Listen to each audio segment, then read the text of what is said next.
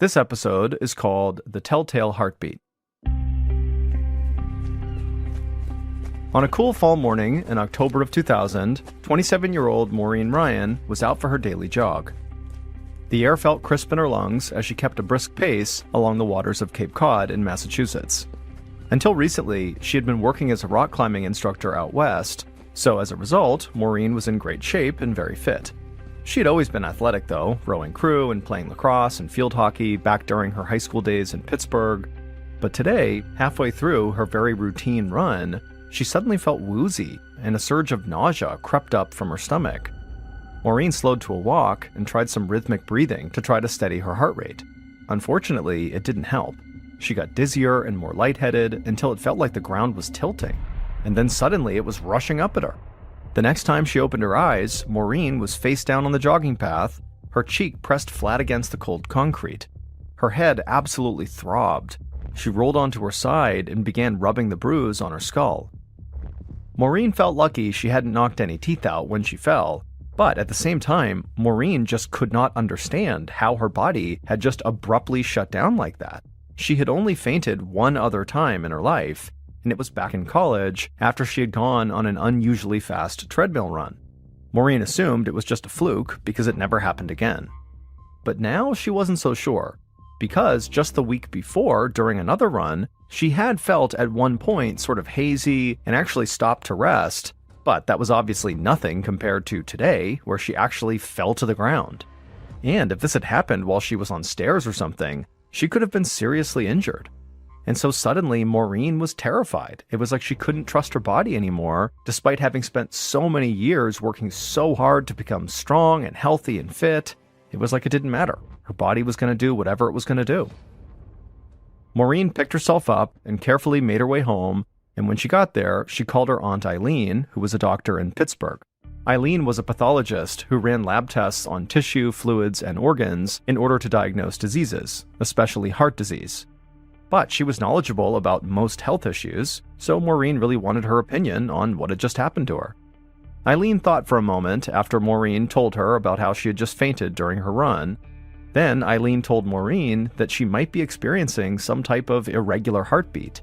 If left untreated, Maureen's aunt said that an irregular heartbeat could cause that lightheadedness and fainting that Maureen experienced. But realistically, that was the most mild of symptoms. This irregular heartbeat could lead to permanent damage to her heart, her brain, and other organs. It could even cause strokes, heart failure, and even death. And so Eileen urged Maureen to stop doing any serious exercise until she could meet with a doctor. Maureen appreciated her aunt's advice, but it was hard to accept. Being physically active and pushing her body to its limits made her feel energized, joyful, and alive. To stop exercising cold turkey would be a real challenge for her, but at the same time, she didn't want to risk fainting again, so she promised her aunt that she would take a break from running and would see a doctor as soon as possible. A few days later, Maureen lay on an examination table wearing a hospital gown. She flinched at the feeling of cold metal as the cardiologist stuck a series of electrodes to her chest. Even so, she was still glad to be there. She had not gone for a run since she talked to her aunt, and she was eager for this to be over with. Once the electrodes were in place, the doctor made sure the cables running to the EKG machine were untangled and connected properly. These would convert electrical signals from Maureen's heart into waves displayed on the EKG grid. By studying these lines, the cardiologist would be able to identify any irregularities in Maureen's heart's activity. Maureen closed her eyes and listened as the doctor flicked a switch. The machinery hummed into action, and soon Maureen could hear the beeps corresponding to her heartbeat. 5 minutes later, the test was over, and so Maureen opened up her eyes. The cardiologist quickly pulled up the results on a large computer monitor. His face was neutral as he scrolled through the data, occasionally stopping just to jot something down on a pad of paper. Finally, the doctor scooted his chair back, set down his pen, and turned to face Maureen. He told her he knew why she had been fainting. She had a condition called Wolff-Parkinson-White syndrome. It's a congenital heart defect that makes the heart beat faster than it should, sometimes causing dizziness and fainting. Maureen was relieved to have a name now for what she'd been experiencing, but she was also shaken at the thought that there was something fundamentally wrong with her heart. The doctor could see how worried Maureen was, And so he told her the good news was that this condition was totally treatable using a procedure called a catheter ablation. It's a surgery where thin, flexible tubes are guided into areas of the heart suspected of causing the irregular heartbeat. Then, once it's in place, the surgeon permanently changes the electrical circuitry of the heart by creating scar tissue in these problem areas.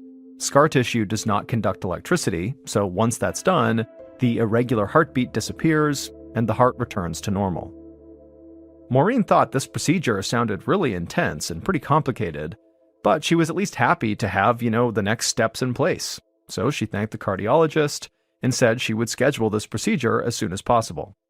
Back at home, Maureen called her doctor aunt with the news, and Eileen suggested that Maureen have the catheter ablation done in Pittsburgh where she was, so Eileen could look after her after the procedure was done. Maureen agreed, thanked her aunt, and hung up. Then Maureen went for a long walk along the bay, letting her mind wander. She hoped the sea breeze and the lapping waves might calm her nerves, but she was too distracted. All she could hear was the sound of her heartbeat in every footstep. 2 weeks later, Maureen stood outside a hospital in Pittsburgh with her aunt Eileen. Maureen had barely slept the night before, worrying about this catheter ablation, what could go wrong. But eventually, they went inside the hospital, and they went up to the receptionist desk, and they signed in. Once Maureen's name was called, she hugged her aunt goodbye, and she followed a nurse down the hall to get prepped for the operation. As Maureen settled onto a gurney, the nurse explained that the procedure would take about 3 to 6 hours, but Maureen would be sedated the entire time and wouldn't feel a thing and would just kind of wake up when it was done. Then the nurse had Maureen lie back, and she inserted an IV drip into her forearm. Seconds later, Maureen started to feel the warm and dreamy sensation as the sedatives hit, and soon her eyelids were too heavy to keep open, and she drifted off to sleep. Several hours later, as Maureen drifted back to consciousness, she stared up at the lights on the ceiling. It took her a minute to realize where she was, in a recovery room at the hospital, but once she understood where she was, she noticed her doctor was right there looking down at her. And once the doctor saw she was awake, he told her that the procedure was a total success. He said they had been able to find the section of Maureen's heart that was causing the irregularity, and they covered it with scar tissue. The doctor advised Maureen to schedule occasional follow-up EKG tests just to make sure her heartbeat remained steady, but otherwise, she was good to go. She could go back to her normal life. Maureen could not contain her smile. This was everything she had hoped for, and she could not wait to get back on her feet and go for a run.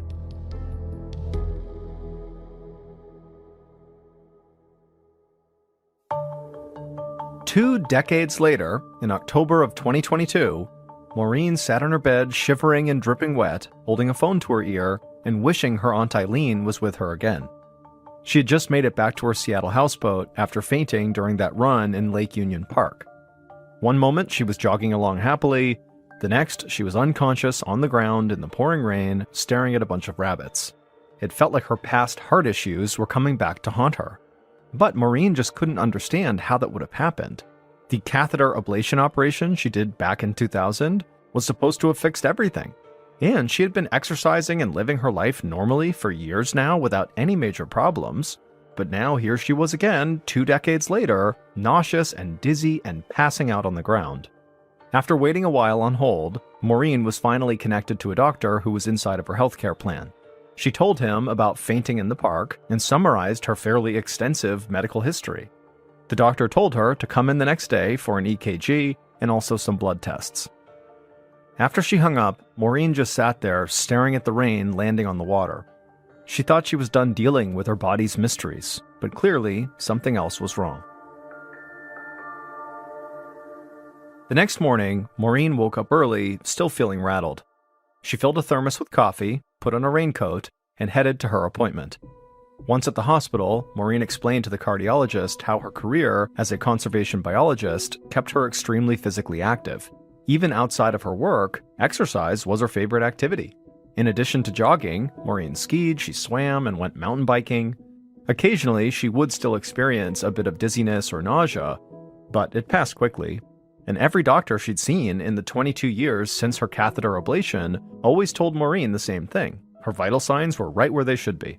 The cardiologist nodded and took some notes. Then he had Maureen lie back and arranged a series of electrodes on her chest for another EKG.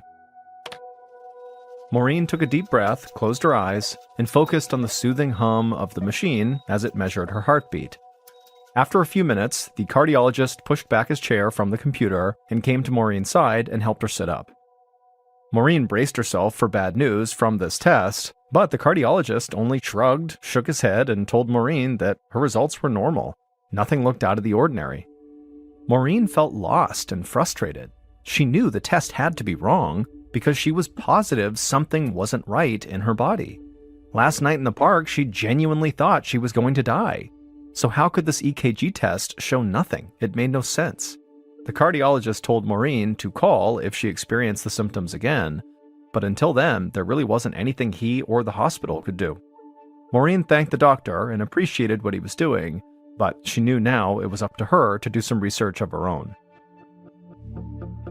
Back at her houseboat, Maureen sat on the deck with a cup of coffee, a stack of books, and a printed copy of her test results. She had stopped by the library on the way home to check out a few books on heart conditions. Maureen's career as a conservation biologist had trained her to identify patterns in complex data, so studying EKG results did not seem overwhelming to her. The chart showed the electrical energy of her heartbeat on a graph. Each heartbeat looked like a spike as the blood is pushed out, with a little hiccup before and after it. She could see exactly how much electrical energy was being transmitted each time her heart beat, and exactly how long each beat lasted. After looking at these charts for a while, Maureen noticed an irregularity in her heartbeat that the doctor had not mentioned. The amount of time from when her heartbeat spiked to when her heart was ready for the next beat seemed to vary from beat to beat. Sometimes it was very short, and other times it was much longer. This worried Maureen because she knew the heart is supposed to beat very evenly. So she grabbed the phone and called her Aunt Eileen. Her aunt recognized it immediately as a heart condition that can cause fast, unpredictable heartbeats.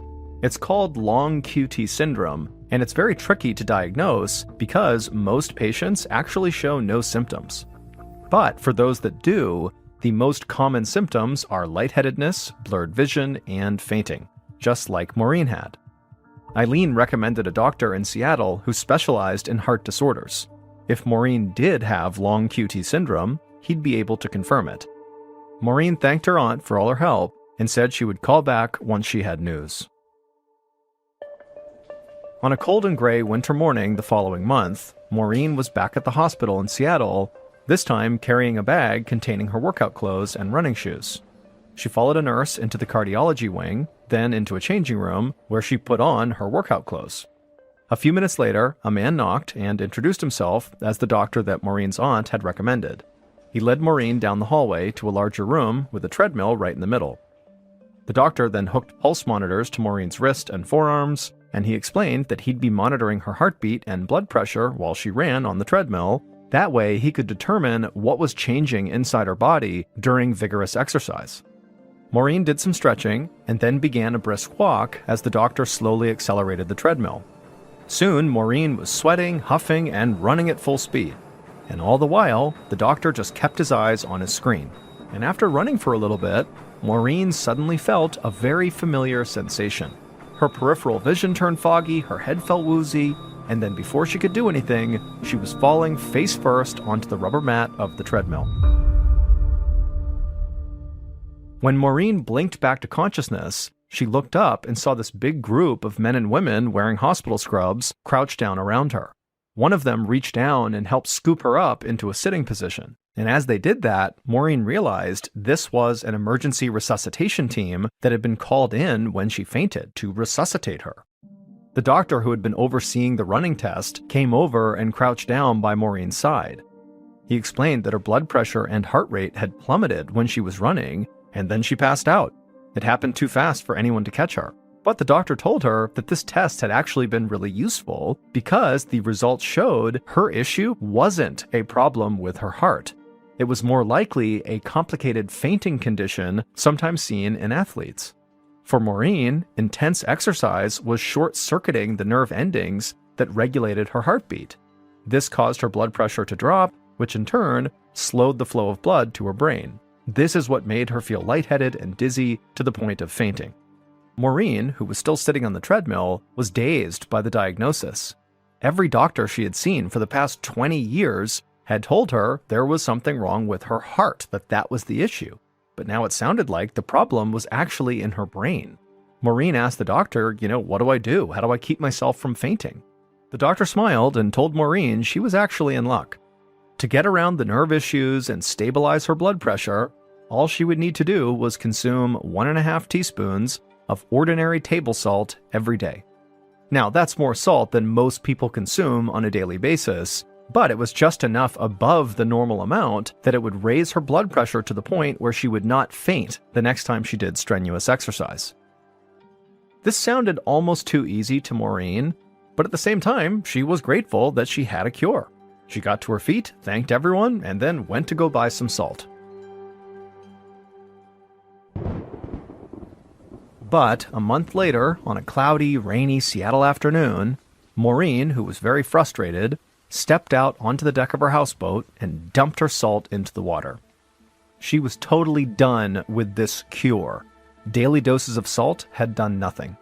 For weeks, Maureen had been dissolving salt in a tall glass of warm water and forcing herself to drink it. At first, she held out hope that she might eventually start to see some changes, but she never did. Consuming all this salt had only made her bloated and anxious. It did nothing for her heart. Even on light jogs, Maureen's chest would feel tight, her stomach would turn queasy, and she'd be out of breath like she was about to faint. So whatever was wrong with her heart was definitely still wrong, and the salt was doing nothing to fix it. Frustrated, Maureen again called her Aunt Eileen for advice for what felt like the millionth time. This time, Eileen recommended that Maureen reach out to a very specific physician named Dr. Samir Saba, who specialized in a very special kind of MRI scan that identifies diseases and defects in the heart.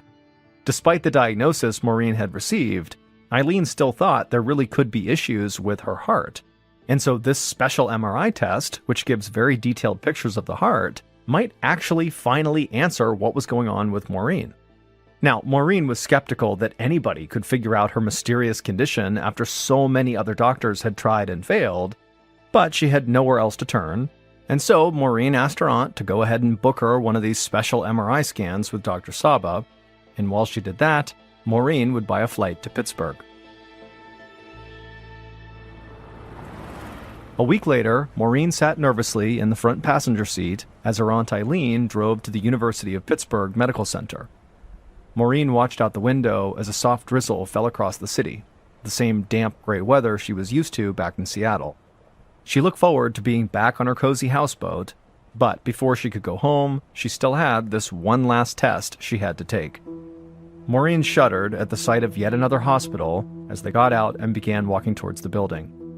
Once they went inside, Maureen followed a nurse through several sets of double doors into a white-walled, brightly lit MRI room. The nurse helped Maureen get undressed while she explained the procedure. A magnetic resonance image, or MRI, can create 3D images of the organs and tissues inside of a person's body. These detailed images allow doctors to find heart damage without needing to perform surgery on the patient. Maureen climbed up onto the stark white table and laid down flat. She heard a machine whir, then the table, with her on it, slid inside a narrow tube. At first, it felt claustrophobic, but Maureen shut her eyes and just pictured herself going for a run, and it put her at ease. Maureen lay there, listening to the sounds of the imaging machine, and then after about an hour, the noises stopped, and she, on her gurney, was slid back out from the tube. Maureen sat up, feeling strangely relaxed. Dr. Saba was there waiting for her, and he told her it would take a couple of weeks to get the results back, but he would call her as soon as he could. 2 weeks later, Maureen was back on her houseboat in Seattle, Washington, when her phone rang. The caller ID said University of Pittsburgh Medical Center. Bracing herself for more frustrations or worse, Maureen answered and heard Dr. Saba's voice on the line. He told her he had some absolutely wild news. The issue with Maureen's heart was something that none of her previous doctors had thought of. Not only that, but it was something Maureen had lived with her entire life. The problem with Maureen's heart had nothing to do with its beat or nerve endings or scar tissue or any of the other things doctors had talked about for all these years. Instead, Maureen's heart was the wrong shape. The major artery carrying the blood from Maureen's heart to her body was literally in the wrong place, and so her unusual anatomy was causing Maureen's blackouts, not all the other rare conditions that doctors had thought previously. Maureen's right coronary artery was squished underneath another large blood vessel so that it was slightly constricted. When Maureen went about her normal activities, there wasn't any issues. But when Maureen exercised, her heart had to beat faster and pump more and more blood to keep up. But since her artery was in the wrong place and compressed, eventually it couldn't hold enough blood to meet the needs of the heart. This caused Maureen to faint. And no doctor would ever think to suspect this as the cause, because less than 1% of the entire population has a structural defect like this one. But the dangers of this rare condition are extremely real. Dr. Saba told Maureen that her collapse in the park was more likely a heart attack, and if it had lasted much longer, she would have died. Maureen was speechless. Across 20-plus years of seeing doctors throughout the country, no one had ever mentioned even the existence of a condition like this. She'd been living with a misshapen heart since she was born, and without Dr. Saba, it's very possible she would have never found out and likely died from it. Later that summer, Maureen underwent a 3-hour-long open-heart surgery at the University of Washington Medical Center in Seattle, in which surgeons successfully moved her right coronary artery, the one that was in the wrong spot, over to its proper location. Maureen still has lingering chest tightness and fatigue, but the operation allowed her to go back to her physically active life without fear. Gradually, she was able to start fully exercising again, and though her speed is not what it once was, Maureen has never fainted since. On the evening of February 9th, 1993, a 45-year-old man named Harry Fuller drove down High Street in Wadhurst, a small village in East Sussex, England. Harry glanced out his car window and saw people walking into the shops and pubs that gave the village its charm, and as he did, Harry thought to himself how nice it would be if he just stopped right now and went into one of those pubs. But Harry knew he still had some work to do, so he kept on driving and grabbed his mobile phone, and with one eye on the road, he dialed one of his clients. Harry was a car salesman, but he didn't work out of a dealership. He specialized in buying cars at auctions and then resold them for a profit. And earlier that day, he'd seen a car coming up for auction soon that he thought he could sell to one of his clients. That client picked up on the other line, and in a big, excited voice, Harry went right into his sales pitch. When Harry was a child, he had struggled with reading and writing, so to make up for that, he developed his public speaking skills. His friends said Harry could tell a story like nobody else, and that gift for storytelling had served him well as a salesman. On the phone, Harry told his client that the car he'd seen was everything the man could ever hope for in a vehicle, and he painted a vivid picture of what it would feel like to sit behind the wheel. And within minutes, Harry knew he'd won this man over, and that there was going to be a big sale and a big commission in Harry's future. Harry told his client that he'd get the car when it came up for auction, and then he'd sell it to him for a very fair price. Harry reminded the client that he preferred to deal in cash. Then he said he'd be in touch soon and hung up the phone. Harry smiled. He couldn't wait to get home to tell his wife, Nicola, all about this very likely big sale he was going to close. A few minutes later, Harry reached the other end of High Street and arrived at the 3-story brick cottage he and his wife, Nicola, rented. Harry pulled around the back of the cottage, parked his car, and stepped outside. Harry and Nicola had only been living in Wadhurst for a few months, but they loved the home they'd found. It was next to a tea shop and close to several other stores and restaurants on High Street, but even more importantly for Harry, there was plenty of space behind the cottage for him to park all the cars he bought at auction until he sold them off. Harry opened the back door of his cottage, he walked inside, and called out for his wife. Nicola yelled back that she was upstairs in their bedroom. Harry made his way first to the front room of the cottage, and when he got there, he breathed in the smell of fresh flowers that always seemed to fill the house. Whenever Harry had a chance, he would buy flowers for Nicola and put them all over the house, because he thought that she should be surrounded by things that were as beautiful as she was. Then, after smelling the flowers, Harry walked upstairs to the large second-floor landing and headed down the hall into the bedroom, where he found Nicola getting ready to go out to dinner with some of her friends. When Nicola heard Harry come into the room, she walked over to him, threw her arms around his neck, and kissed him. And Harry kissed her back and told her about this big sale he was likely going to close. There were things about Harry's work that Nicola did not totally understand, but she knew he was always happy when he could sell a car, so she was happy for him. Then Harry took a step back, looked at the dress Nicola was wearing, and told her she looked absolutely gorgeous. Harry and Nicola had been married for about 6 months, and their friends and families said they already were the perfect couple. However, when they had first gotten together, some of those same friends and family did not think this. They thought maybe the couple would not even work. Nicola was 27 years old, almost 20 years younger than Harry, and while Harry loved to talk, tell stories, and meet new people, Nicola was the opposite. She was quiet and reserved. Her idea of a good time was sitting in her garden and maybe reading a book all day. But when her sister had introduced her to Harry, Nicola fell for the tall, older man with the long brown hair almost immediately. She thought Harry was charming and handsome, and she loved how confident he was. And when Harry met Nicola, he thought he'd found the woman of his dreams. She was smart and caring, and she was beautiful, with short brown hair, a great smile, and a sweet voice. Within just 2 months of dating, the pair got married. Nicola's parents worried she was rushing into this marriage, but after they saw how happy Harry made her, they came to love him just like she did. Back in their second-floor bedroom, Nicola put her hand on Harry's shoulder and steadied herself as she put on her shoes, and then she and Harry headed downstairs together. Nicola heard a car pull up out front. She looked out the peephole and saw her friend was waiting outside, so she gave Harry another kiss, told him not to work too hard, and then she headed outside. Once Nicola was gone, Harry sat down on the couch and thought again about maybe going out and grabbing a beer at one of the pubs. But before he could decide if he really wanted to do that, the phone rang. So he leaned over to the end table, answered the phone, and he heard his friend and insurance broker, Stephen Young, on the other line. Harry and Stephen talked briefly about a new business venture Harry was starting, and then at some point the conversation turned to golf, and then a couple of minutes later, Harry hung up the phone with Stephen, but he kept staring at the phone in his hand, wondering if maybe he should make one more work call before calling it for the night. Recently, a former business associate of Harry's had gotten angry at Harry because he believed Harry had cost him a ton of money.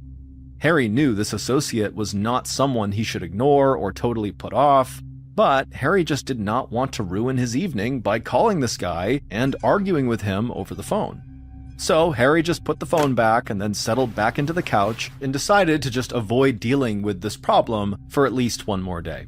And later that night, after Nicola got home and she and Harry were lying in bed chatting, Harry made it a point not to talk about work.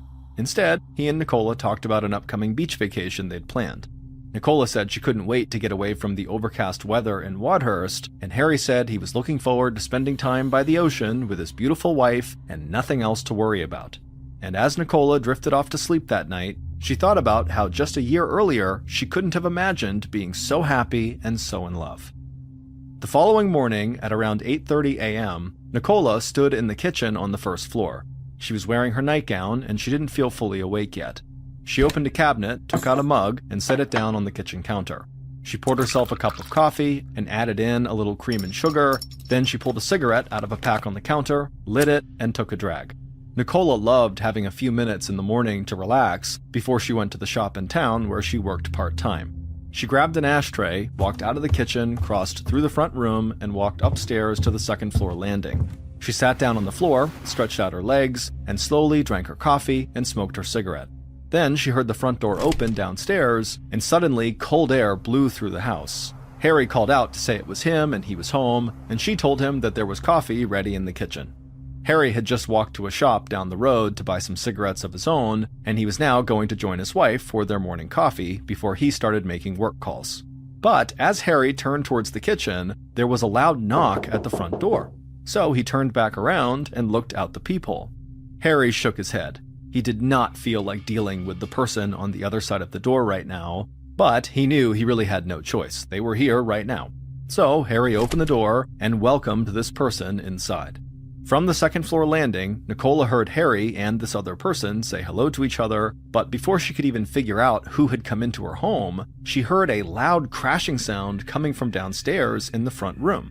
Nicola put her coffee and cigarette down, got to her feet, rushed down the stairs, and looked into the front room of the house, and immediately she began to scream. 10 hours later, on the evening of February 10th, Detective Superintendent Graham Hill of the Sussex Police drove down High Street past a row of old brick cottages. Then he slowed down and parked across the street from Harry and Nicola's cottage. Hill glanced out his car window, and in the glow of the streetlights, he saw a crowd of local residents gathered nearby. He wasn't surprised by the scene, because police showing up in force to a cottage in Wadhurst was a very rare sight. Hill stepped out of his car. He was tall and thin with gray hair, and he wore a dark suit and tie. It was cold, so he could see his breath hanging in the air. So he quickly walked across the street, past the crowd of people, and went up to Harry and Nicola's front door. Earlier that evening, the Sussex Police had received an urgent phone call from Nicola's parents. They said they'd been trying to reach Nicola all day, but they hadn't heard from her, and that a coworker had told them that Nicola had not shown up for work that day. Nicola's parents were worried because Nicola was not the type of person who would miss work without calling first. So the police had gone by the cottage just to make sure everything was okay, but nobody had answered when they knocked on the door. And then one of Harry and Nicola's neighbors said they had heard strange sounds coming from the cottage that morning. So the police had forced the door open and gone inside. And when they had stepped into the front room of the cottage, they knew instantly that something horrible had happened. So they had called into the station, and Detective Hill and the rest of the investigative team had headed over.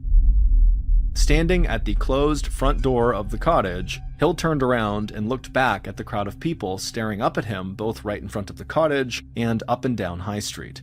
Then he took a deep breath, turned back around, and opened the door, stepped inside, and shut the door behind him. Hill was a veteran of law enforcement, and it took a lot to affect him. But when he stepped inside of that cottage, he was shocked by what he saw.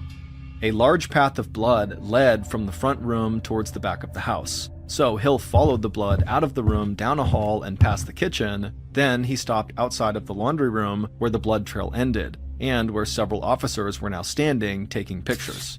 Hill stepped past the officers into the laundry room and looked down at the ground. Harry Fuller's body was propped up against the washing machine, and it was clear he had been shot to death. But as Hill looked at Harry, he noticed something strange. He crouched down to get a better look and saw there was white powder on the front of Harry's shirt.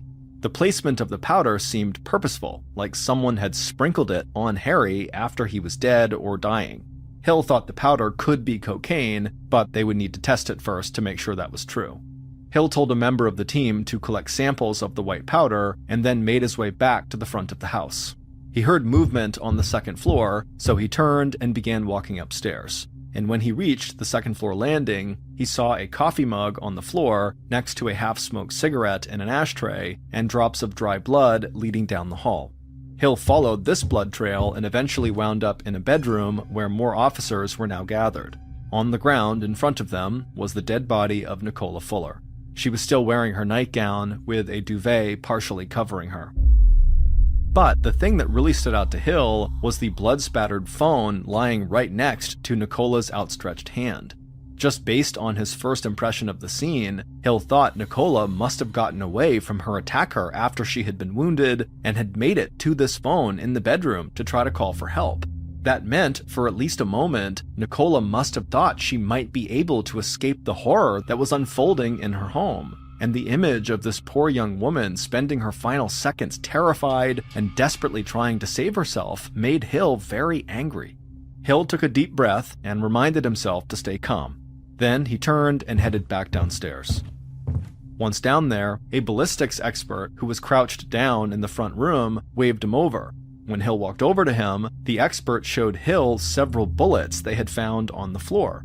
At first glance, Hill thought they just looked like standard .32 caliber bullets from a pistol, but the ballistics expert said there was something that made these bullets very unique. They had been manually altered to presumably cause as much damage as possible on impact.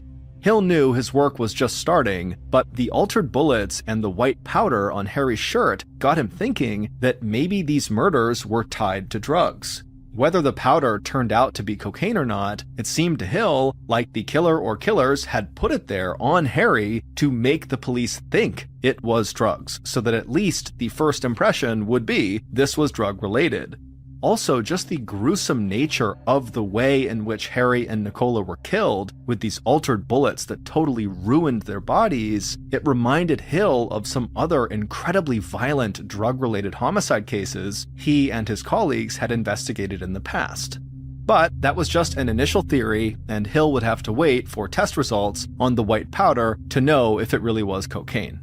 But while he waited, he wanted to start digging into Harry's work to see if maybe he was not just a car dealer. Maybe his business included drug trafficking.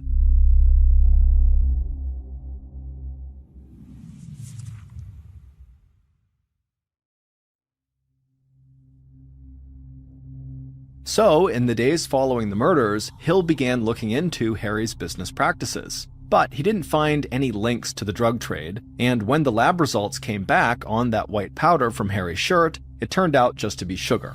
Hill didn't really know what to make of this revelation. He just knew that whoever had placed that sugar there had done so on purpose. It was a message of some kind. He just didn't know what it was.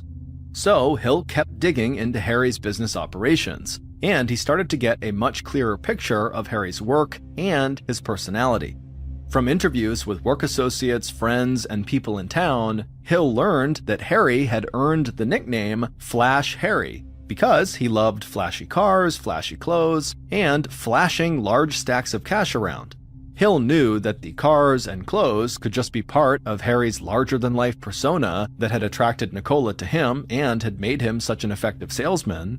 But Hill took notice when he heard a bunch of stories about Harry walking into pubs, reaching into his pockets, and showing off thousands of pounds, which is British money. Hill also learned that Harry would brag that the money in his pockets was nothing, and that he had tens of thousands of pounds in cash stashed away at home. And when police spoke to Harry's insurance broker, Stephen Young, he confirmed that Harry did most of his business in cash.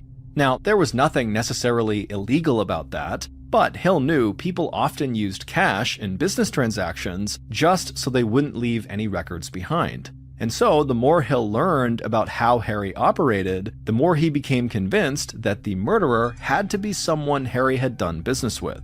And then, in late February, about 2 weeks after the murders, Hill discovered something that he thought might break the case wide open. Hill found out that weeks before the murders, Harry had unknowingly purchased a stolen high-end car at an auction to sell to a client. And when police had informed him that the car was stolen and pressed him for more information, Harry had eventually exposed another car theft operation in the area that he knew about. And he even pointed to a man he'd done business with, Roger Lee, as being the potential leader of that car theft ring. Police hadn't been able to tie Roger Lee to the car thefts yet, but they learned from people who knew Lee that he blamed Harry for costing him a lot of money, and Lee wanted revenge.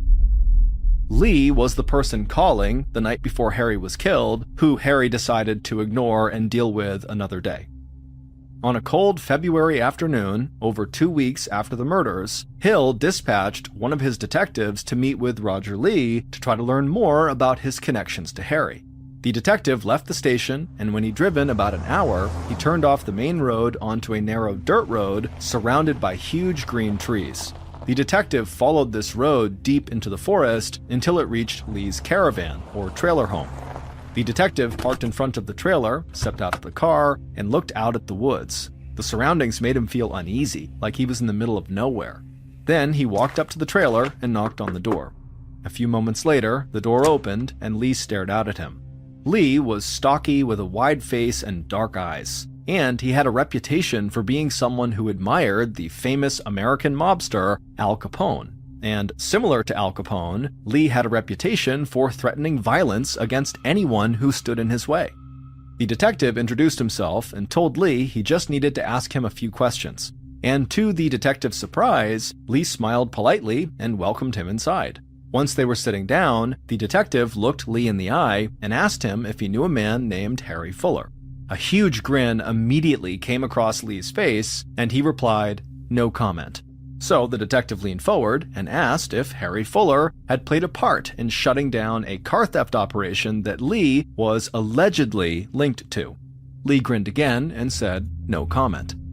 The detective would ask several more questions and would get several more no comment responses, and so eventually the detective gave up for the day, headed to the door, and just told Lee not to leave town because they would be in touch.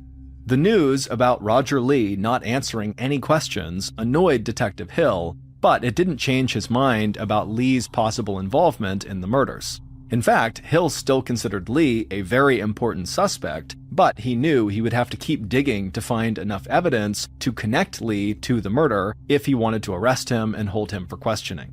But as February came to an end, things started to run cold for the murder investigation. No murder weapon had been found, no fingerprints in the house had turned up anything useful, and nothing had been discovered that placed Roger Lee in Wadhurst at the time Harry and Nicola were killed.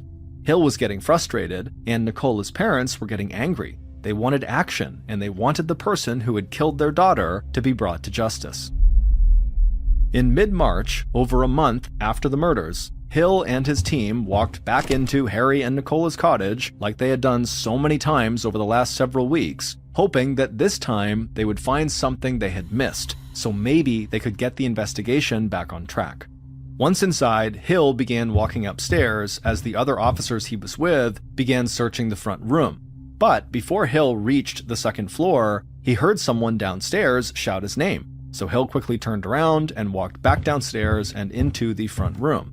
And immediately, Hill felt a jolt of excitement when he saw one of the officers lying face down on the floor with their arms stretched out under the couch like they were reaching for something. Then that officer pulled something out from underneath, stood up, walked over to Hill, and handed it to him. It was a recording device that they had all overlooked every other time they had been inside of this home. Hill called over all the other members of his team who were there, and then he hit play on the device. Hill could feel the anticipation in the room. Then they heard Harry's voice, and the voice of another man, and they realized they were listening to both sides of a phone call. It would turn out, for several days right before he was murdered, Harry had begun using this recording device to record all of his phone calls. Police would never know exactly why Harry had done this, but Hill suspected it might have been because Harry was afraid someone was coming after him, and Hill still thought that person coming after Harry could be Roger Lee, the wannabe Al Capone.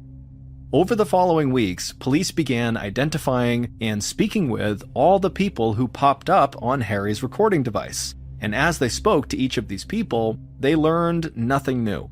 Finally, the police were down to just one more person on the recording that they had not yet spoken to, and the reason they had not spoken to them was because the police couldn't actually identify who it was.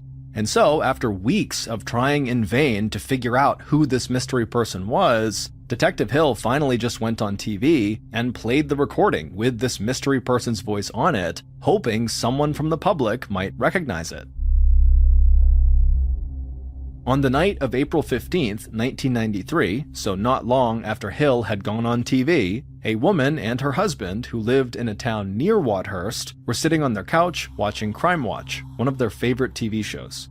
Crime Watch was a British show that featured details about active police investigations, and on the show, members of law enforcement and the host would ask viewers to help them identify someone who could potentially help a case move forward. On the couch, the woman and her husband watched as Detective Hill and the Crime Watch host introduced details about Harry and Nicola's unsolved murders. Then, Hill announced that he was going to play a recording of a phone call between Harry and an unidentified man, and Hill said learning the identity of this man could be crucial in helping police find Harry and Nicola's killer. The woman leaned forward on the couch and listened intently to the recording.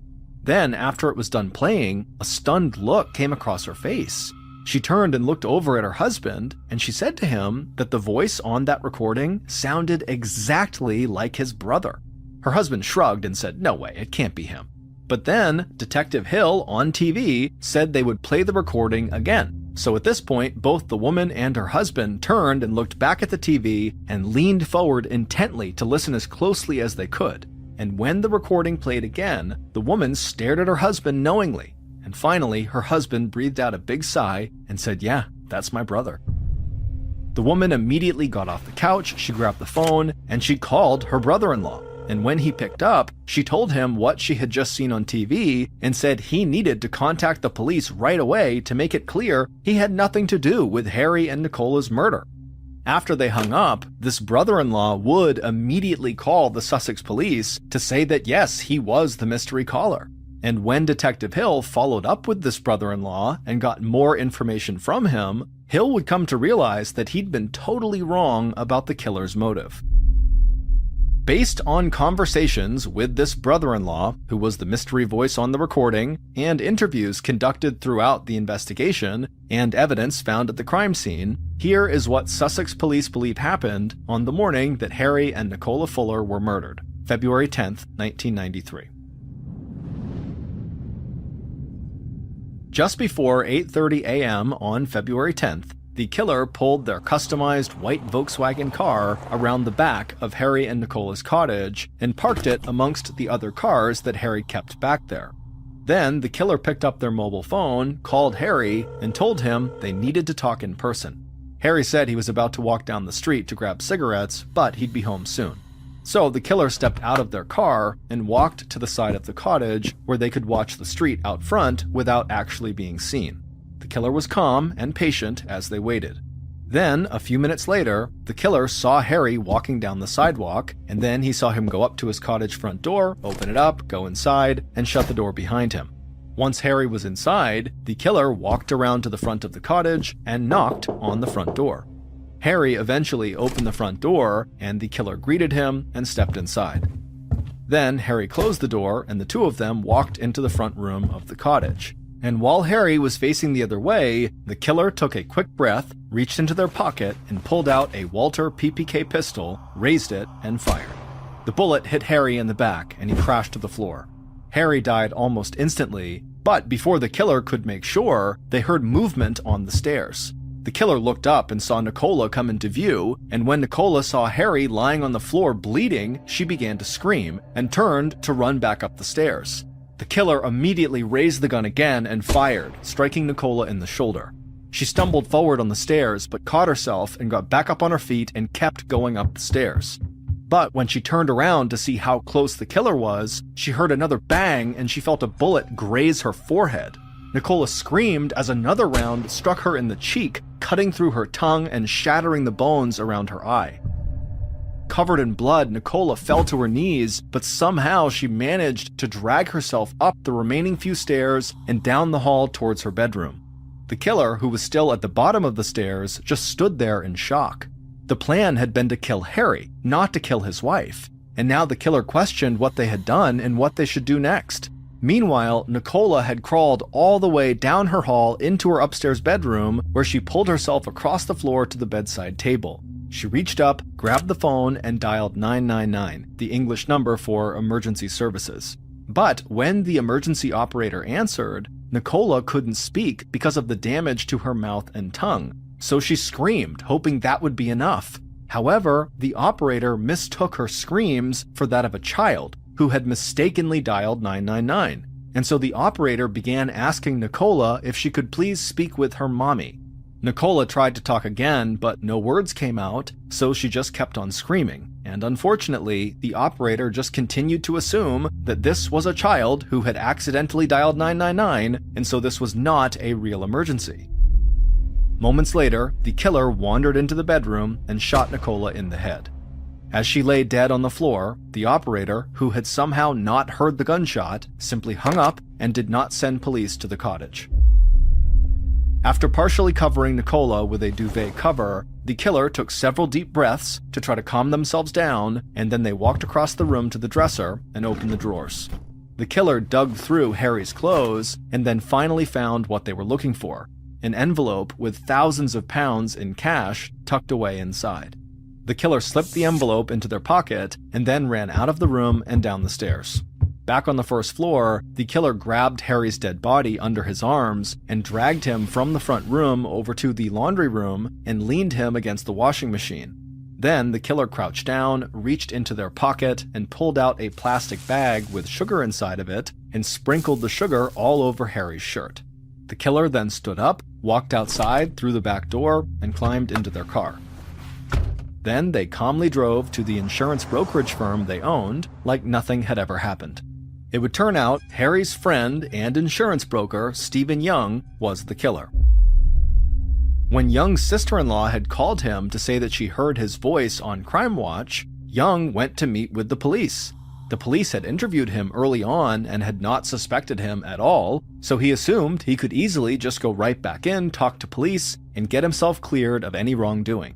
But when Young talked to police this second time, he made a fatal error that quickly turned him into Detective Hill's primary suspect.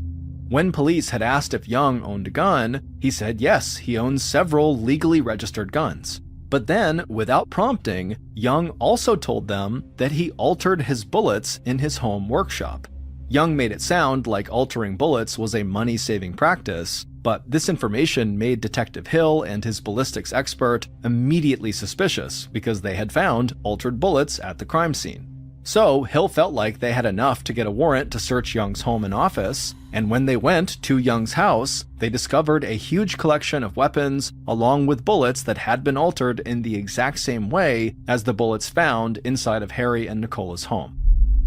When they searched Hill's insurance brokerage firm, they found records indicating his business was in debt and in danger of going under. But a payment of £6,000 to a creditor had been made on the day following Harry and Nicola's murder, and that payment had allowed Young to barely keep his company afloat. It would turn out that the murders had nothing to do with the drug trade or Harry talking to the police about a potential car theft operation. Harry had just bragged about having lots of cash on hand to the wrong person. When Young had called Harry to discuss Harry's new business venture the night before the murders, this was the call that was heard on that recording, Harry said he had just secured a large investment in cash and he was holding on to the money. So Young murdered Harry to steal that money and save his own business. Nicola was never intended to be a target. Young killed her just so there would be no witnesses. As for the sugar that Young sprinkled all over Harry's shirt after he killed him, he had done that in hopes that the police would think it was cocaine and so would go down an investigative path that would not lead to him. Stephen Young was ultimately arrested and found guilty of committing the double homicide. He would be sentenced to 2 life sentences. However, this was not the end of the story. On March 22, 1994, the night before Stephen Young would be found guilty in court, 4 of the jurors in his murder trial were sitting together in an old wood-paneled hotel bar. All 12 jurors had been given rooms in this hotel for that night, but most of the jurors had gone to bed. However, these 4 had stayed up drinking and talking. The hotel they were staying in was hundreds of years old and had a reputation for being haunted. And so as they consumed more and more alcohol, the jury foreman, who was one of the 4 staying up late, suggested they go back to one of their rooms and host a seance to see if maybe they could contact one of the ghosts roaming the hotel's halls. So they left the hotel bar and stumbled upstairs to one of their rooms, and then once inside, the foreman grabbed a pen and several pieces of paper from the bedside table. Then he sat down on the floor and created a makeshift Ouija board, which is a board with the letters of the alphabet and the words yes and no on it that people will use to try to communicate with the spirits of the dead. When the jury foreman finished making this homemade Ouija board, he grabbed one of the hotel room's drinking glasses and placed it on the center of the board upside down. Then all 4 jurors sat down on the floor in a circle, and then each of them placed a finger on the top of this glass and then sat quietly waiting for instruction. The foreman called for complete silence, and then in a low, serious tone, he asked out loud if any spirits were present in the room with them right now. For a second, nothing happened. But right as the group was about to take their fingers off the glass and go to bed, the glass began to slide across the Ouija board and ultimately landed on the word yes. The jurors gasped and looked at each other and asked who had moved the glass, but they all said they hadn't done anything, so the glass must have moved on its own. Feeling excited and scared, the foreman asked another question. Who was the spirit in the room with them? And again, the jurors felt the glass begin to move under their fingers. This time it circled around the board, stopping on the letter H before moving to the letter A, then it slid across to letter R, and so on and so forth until it had spelled out the name Harry Fuller. The jurors laughed nervously when it was done, and again asked each other if any of them were moving the glass on purpose, but they all continued to say no. And so eventually, one of the jurors asked the apparent spirit of Harry Fuller who had killed him and his wife. The room fell silent again. Then, again, the glass began to move and spelled out the name Stephen Young. After it was done, the jurors pulled their fingers off the glass and just stared at the board. Then, after a tense moment of silence, they kind of nervously laughed again and decided they had had enough talking to the dead, and so they all got up and went to their separate rooms and went to sleep. The following morning, at breakfast with the rest of the jurors, the foreman revealed what he and the 3 others had done the night before. And for the most part, the jurors at the table thought it was a funny story. Later that day, the jury reconvened in court and found Stephen Young guilty of Harry and Nicola's murders, a verdict that law enforcement believed was clearly supported by concrete evidence. But then, in April, a month after the trial, one of the jurors who had learned about the Ouija board when the foreman told the story at breakfast sent an anonymous letter to the court explaining what had happened. And he said he could not live with himself if somehow a drunken seance with a Ouija board had somehow affected the guilty verdict. And when Stephen Young's attorneys were notified by the judge about this letter and about the seance, they demanded a retrial, and the court granted them one. And so a retrial with a new jury was conducted, but again, Stephen Young was found guilty and again sentenced to 2 life sentences. The legal outcome of the second trial was the same as the first, but any sense of closure Nicola's parents had found was shattered by the media frenzy surrounding the hotel seance. Nicola's father would say that the jurors had made a mockery of his daughter and son-in-law's deaths. And for years to come, the murders of Harry and Nicola would be remembered not for the tragic loss of life, but for the drunk jurors who tried to talk to the dead.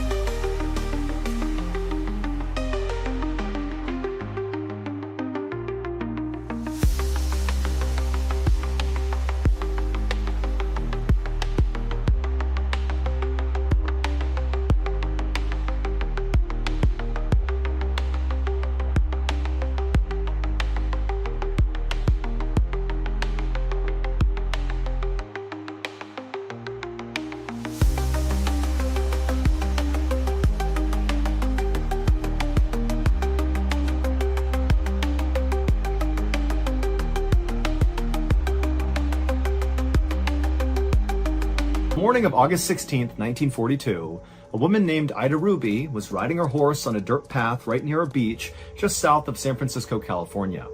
Now, during the week, Ida was a telephone operator, but it was a Sunday, so she had time off, and the way she liked to spend her time off was by riding her horse along the coastline and, looking out at the beautiful water and taking in the nature and all these unbelievable cliffs that went down to the water. I mean, this was a beautiful area, And every time Ida would go out and do this little ride around, she would bring binoculars with her. And so anytime she saw something of interest, she would stop and, use her binoculars to see what it was, like animals or things out over the water. And on this particular Sunday, Ida turned a corner, and as soon as she did, something caught her attention off to her right, out over the water. And so she stopped her horse and she turned and she looked out, and the sea was very calm, and she could see way out just past the horizon was what looked like this black thing kind of hovering over the water. And instead of raising her binoculars right away, she just kind of squinted and looked off in the direction, and she quickly realized what it was. It was a blimp.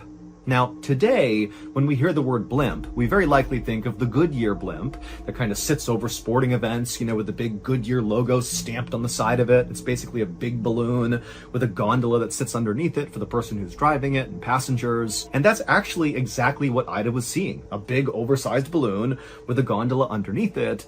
But this was not a Goodyear blimp, it was a military blimp. Because this was 1942, right in the middle of World War II. And 9 months earlier, the United States had joined World War II after the Japanese had bombed Pearl Harbor.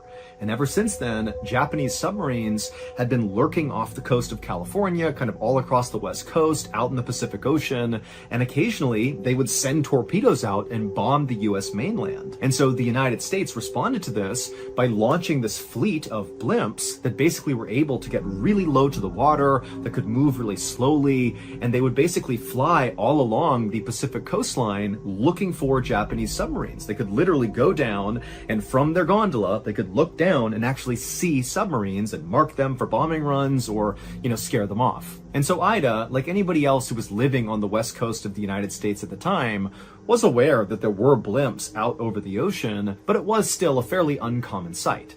And so because of that, Ida was sort of intrigued, and so she raised her binoculars and she focused on this blimp, and she would see something that was so strange that even 80 years later, nobody can fully explain it.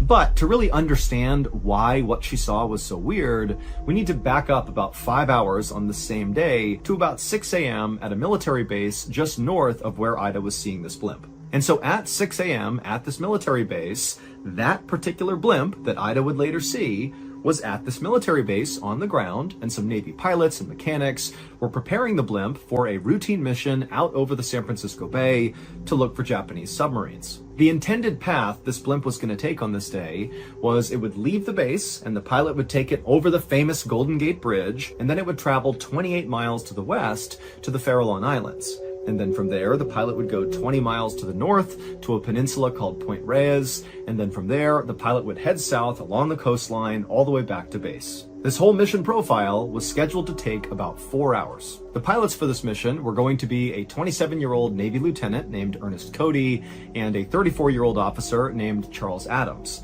And both of them were very experienced blimp pilots. They had done missions like this many times before. This was going to be a very routine mission for them. And then also, in addition to those two pilots, there would be a Navy mechanic who would join the two pilots in case there was any malfunctions with the blimp during the mission. And so everything was going to plan with this blimp that morning. There was nothing unusual about this mission, but right as the two pilots and the mechanic were literally getting inside of the gondola to begin this mission, Lieutenant Cody looked down at the control panel inside the blimp, and he noticed the blimp was way heavier than it should have been. Now, you have to understand that the level of rigor that went into preparing these blimps for flight was really intense. I mean, they were weighing every little thing that was put inside of this blimp because it was a really important part of flying these blimps, understanding how heavy it was. And so for this to be too heavy just made no sense. And so at first, Cody and Adams began tapping on the control panel, thinking maybe the panel itself was malfunctioning, and if they hit it hard enough, the little ticker would go back to a normal weight. But despite, hitting the panel, it still showed it was too heavy. And so they flagged over the mechanic who was going to be joining them on the flight anyways. And the mechanic looked and kind of thought for a second and then realized, that day it had been very foggy. And so it was totally possible that all this extra moisture in the air had stuck to the surface of the balloon. And so collectively that had added quite a bit of weight. I mean, this is a massive balloon, a lot of surface area, a lot of water. Now, this was not some crisis. At worst, this was an inconvenience. Basically, they had to wait until this moisture kind of burned off once the sun came out, and then they could fly the blimp. But Cody and Adams, they just didn't feel like waiting. This mission was so routine, so simple, they'd done it so many times. And so Lieutenant Cody and Officer Adams decided that the easiest and fastest solution to this problem was simply to tell the mechanic who was going to come with them on this mission to not come with them. Without his weight inside of the gondola, even with this extra moisture in the blimp, it wouldn't matter. The blimp would still be light enough to fly with just the 2 pilots on board. The mechanic didn't care, so he hopped off, and then Lieutenant Cody and Officer Adams took their seats inside the gondola, and sure enough, when they looked at the control panel, the blimp was ready to go. It was light enough. And so Lieutenant Cody fired up the blimp's engines, and just after 6 a.m. that morning, Lieutenant Cody and Officer Adams lifted off the ground and began their routine mission.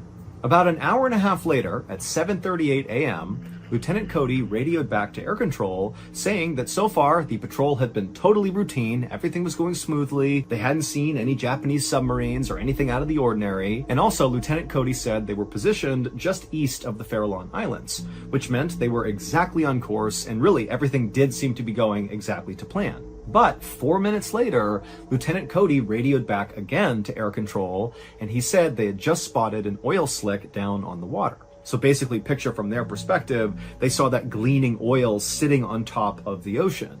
And so at the time, this often signaled that below the surface of the water, under this oil slick, was a submarine. So this is like a telltale sign that the Japanese could be right here. So Lieutenant Cody and Officer Adams told air control that they were going to descend in the blimp down to the water and fully investigate this oil slick, and then they'd report back.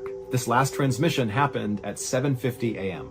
A few minutes later, a fishing boat named the Daisy Gray was gliding slowly through the water just east of the Farallon Islands, when all of a sudden the captain, who's looking straight ahead, he turned the boat and he happened to see straight ahead of him this massive blimp, the same blimp Lieutenant Cody and Officer Adams were in, descending very quickly through the clouds down towards the water. And remember, this was a pretty cloudy day, and so really this blimp kind of came out of nowhere, and this fishing boat captain was very aware that anytime blimps were out over the water, that was because they were looking for enemy submarines. And this captain realized he was heading right now straight in the direction of wherever this blimp was descending towards. And so the captain looked out ahead, and he saw that big oil slick on top of the water, maybe 100 yards away from him, and so he put it together that, oh my gosh, this blimp is going to that slick. That means there's an enemy submarine basically right there. And so in a panic, the fishing boat captain called to his crew to pull in the fishing nets, and he turned the wheel as fast as he could, and he hit the accelerator,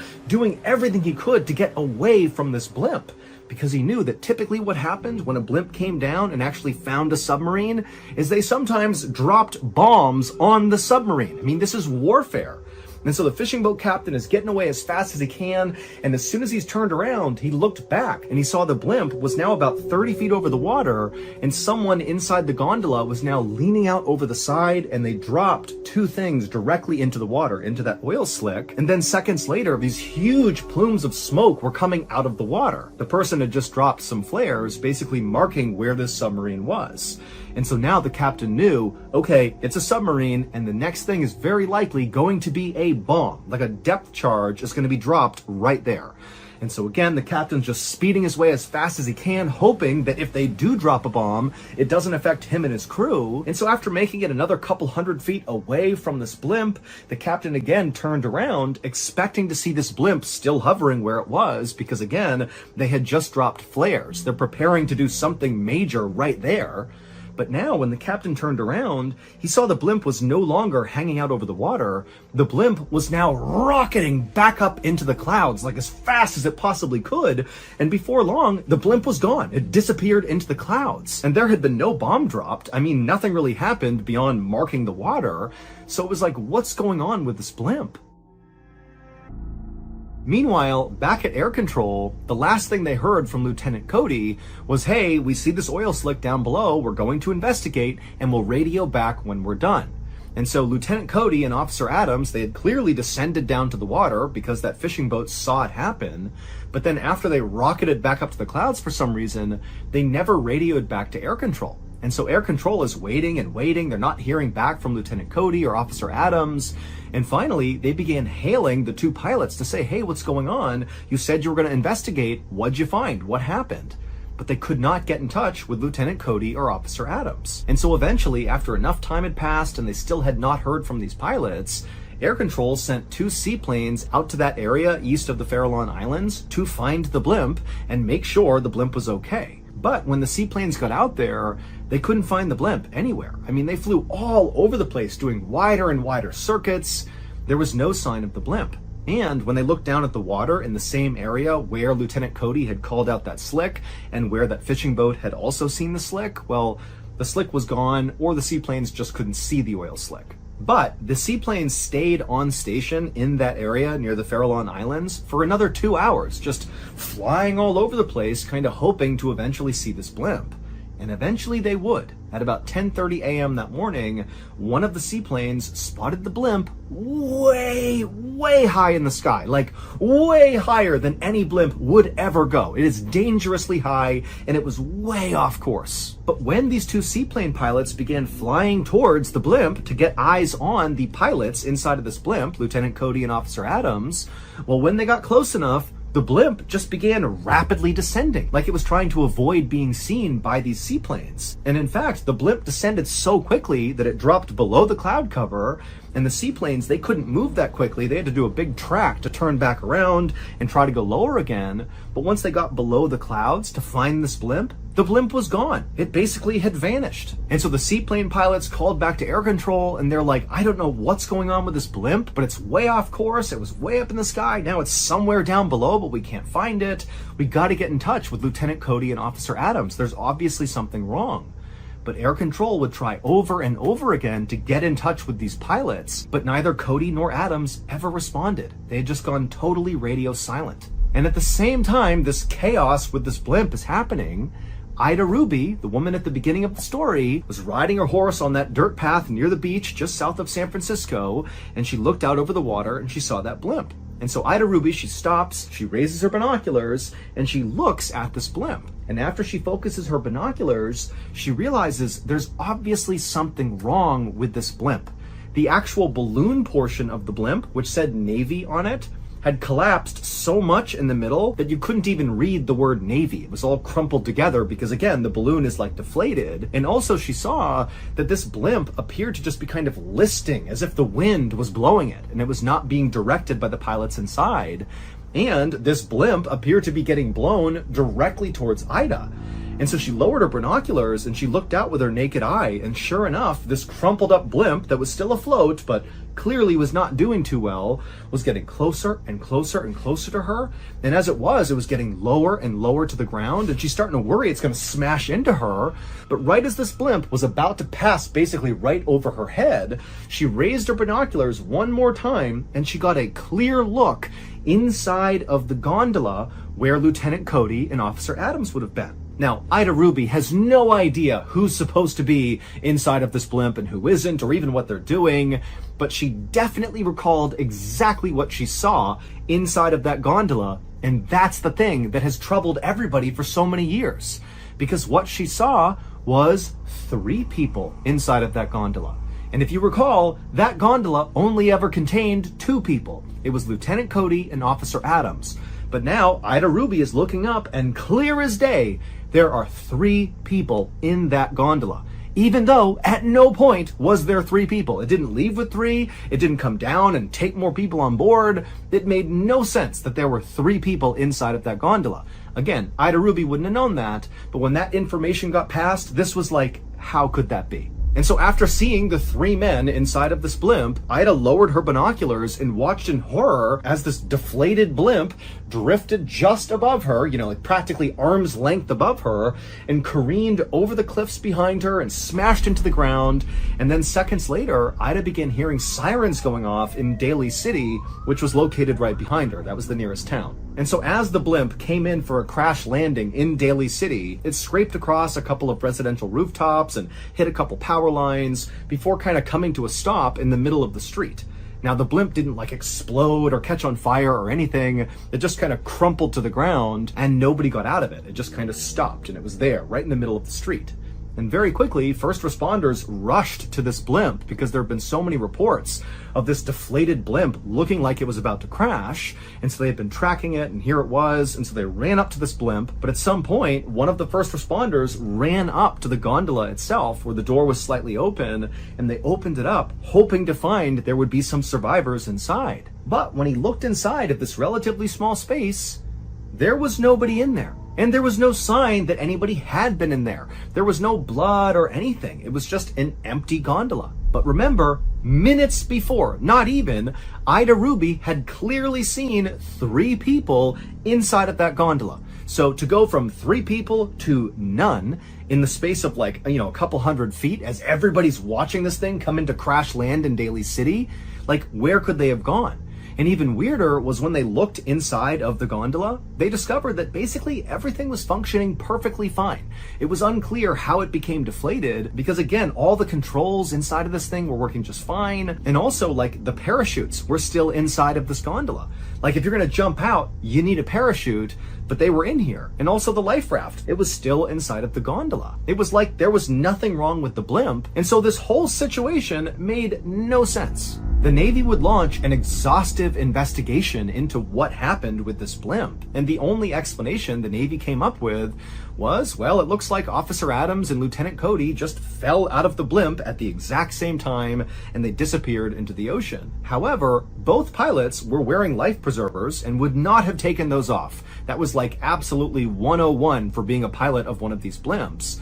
And so they would have had these life preservers on, and even if they had fallen out and perished, they would have floated to the surface, or if they landed on land, they would have likely been found. I mean, the entire route they had been on was heavily scrutinized and searched, but the bodies were never found. And then also, the Navy could not explain how Ida Ruby clearly saw 3 people absolutely, like 100 feet away from her, inside of that gondola. Like, she had no reason to lie about that. She was just saying, yeah, I looked up, saw 3 people, saw it crash into Daly City. She didn't know there was supposed to be 2 people. Like, she was just calling what she saw. But the Navy had no explanation. And so in the years that have followed this empty blimp crash in Daly City, it's been dubbed the ghost blimp story, and loads of theories circulate about what could have happened here. Some people say that, the reason there was all that extra weight at the beginning of the mission profile at 6 a.m. was not because of moisture on the balloon, but because there had to have been maybe a stowaway somewhere in the blimp, and then after takeoff, they jumped down into the gondola, and maybe they were responsible for whatever happened to the pilots and why the blimp crashed. But it doesn't explain what happened to those 3 people. What happened to the stowaway? What happened to Lieutenant Cody and Officer Adams' body? We don't know. Other theories include that maybe Lieutenant Cody and Officer Adams were somehow captured by the Japanese, and some other people say, maybe Cody and Adams were abducted by aliens. But as far-fetched as these theories might seem, the truth is, we really have no idea what happened on that ghost blimp.